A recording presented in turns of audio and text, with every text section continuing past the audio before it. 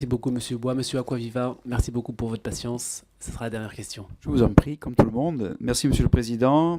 Bonjour, Madame la Ministre. La question était déjà évoquée sur le financement des infrastructures sportives par le CNDS pour les DOM-TOM.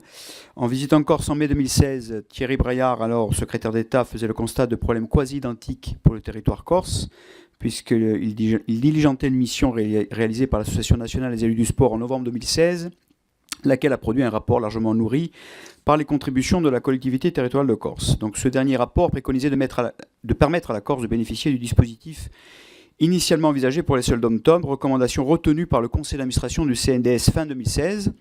Le plan est dès lors devenu plan de développement des équipements sportifs en Outre-mer et Corse.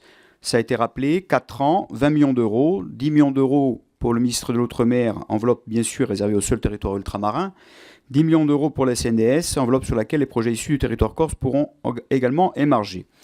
Une note relative à la répartition des subventions de la part équipement du CNDS 2017 mentionne que le comité de programmation pourra déroger sur un taux de financement habituellement maximum retenu habituellement à 20% du montant subventionnable.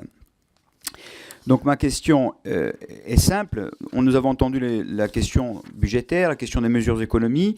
La question est telle qu'elle pose sur la question de savoir si sur le plan de développement des équipements sportifs outre-mer en Corse, est-ce qu'il sera maintenu dans ce contexte ou bien est-il globalement menacé?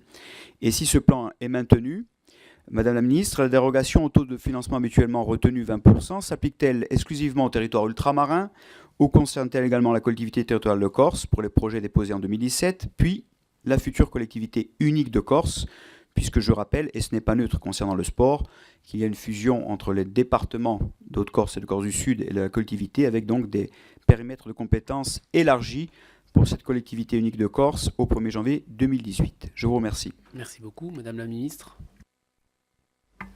Oui, par rapport, gérer au sujet, par rapport aux transformations, à la relégation et montée en fait au niveau des collectivités locales et régionales, effectivement, c'est un sujet récurrent qui revient et qui est remonté au ministère. On a pu entendre aussi les différents partis et aujourd'hui, on est dans un travail de chantier de simplification.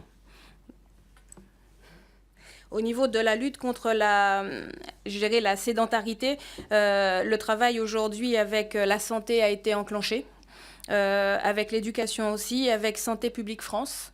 Et aujourd'hui, on est dans une communication et une organisation des projets plus efficace. Donc, donnez-nous le temps de continuer, mais aujourd'hui, on a lancé ce travail. Et effectivement, j'ai envie de vous dire, revenir par rapport aux 600 maisons de sport santé, ça va aussi être un outil qui permettra de travailler pour la lutte contre la sédentarité, tant gérée pour les enfants que pour les adultes. Et par rapport au plan qui s'applique par rapport au plan d'aménagement par rapport à l'outre-mer et la Corse. Le plan, en fait, s'applique aussi, le plan de l'outre-mer s'applique aussi à la Corse.